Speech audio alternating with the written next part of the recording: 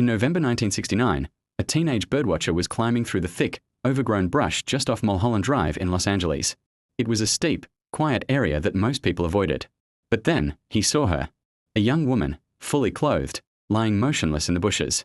It was almost as if someone had carefully placed her there. She had been stabbed. Not once or twice, but more than 150 times. She carried no identification, no wallet, and no name. For the next 46 years, she would be known to the world only as Jane Doe 59. Los Angeles in 1969 was a city already on edge. Just a few months earlier, the Manson murders had sent a wave of terror across the nation, and this body was discovered uncomfortably close to those same infamous hills. Investigators on the scene quickly realized this wasn't a random act of violence. The young woman had defensive wounds on her hands and arms. She had clearly fought for her life. There were no signs of a robbery. Nothing of value was missing. There was no evidence of sexual assault. This wasn't about theft. Whoever killed her didn't want anything she had. They just wanted her gone. With no name to go on, the Los Angeles Police Department turned to the public for help.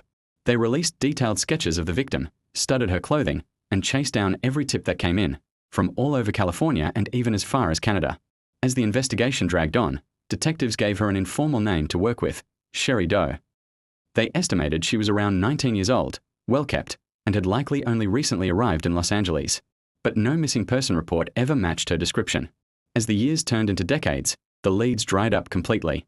The case went cold, and Jane Doe 59 faded into the background, just another statistic in the city's vast archive of unsolved cases.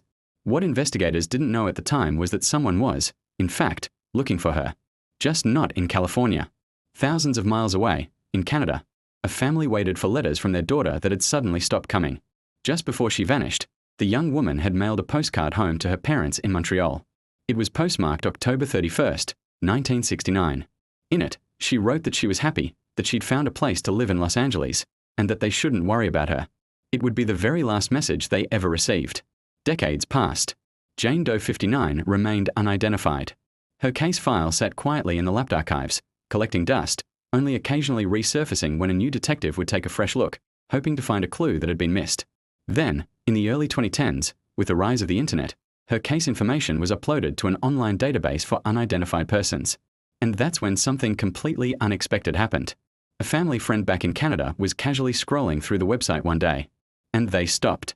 They froze. A post-mortem photograph on the screen looked familiar. Too familiar. The friend immediately contacted Reet's family, who then got in touch with authorities.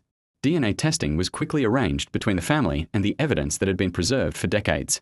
And in 2015, more than 46 years after she was found on that hillside, the truth was finally confirmed. Jane Doe 59 was Reet Jurvetson. She was 19 years old. Born in Sweden, raised in Montreal, Canada. She had traveled to Los Angeles that summer to visit a man she knew only by the name Gene, a man whom investigators have never publicly identified. In 2016, the Lapt officially announced her name to the world. After 46 years of being a number, she was no longer Jane Doe 59. She was Reet. With her identity finally restored, investigators could revisit old theories with a new perspective. For years, Reet's murder had been rumored to have a connection to the Manson family, purely because of the timing, the location, and the brutal nature of the crime. After her identification, police even questioned Charles Manson in prison about Reet's case. He denied any involvement, and investigators later stated that there was no direct evidence linking the Manson cult to her death. The mysterious man known as Gene, who Reet went to LA to meet, remains an enigma. How she ended up on that desolate stretch of Mulholland Drive is still a complete mystery. Today, Reet Jurvetson's murder remains unsolved. There have been no arrests. There have been no convictions. All that exists is a restored identity and a long list of unanswered questions. She was gone for nearly half a century before the world even knew her name. And now that we finally know who she was, the most important question of all is still hanging in the air. Who killed Reet Jurvetson?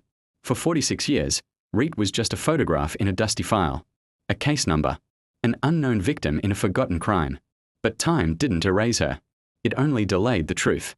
Her story is a powerful reminder that even the most forgotten victims still matter, and that while names can be lost, sometimes, against all odds, they can also be found. Thank you for watching.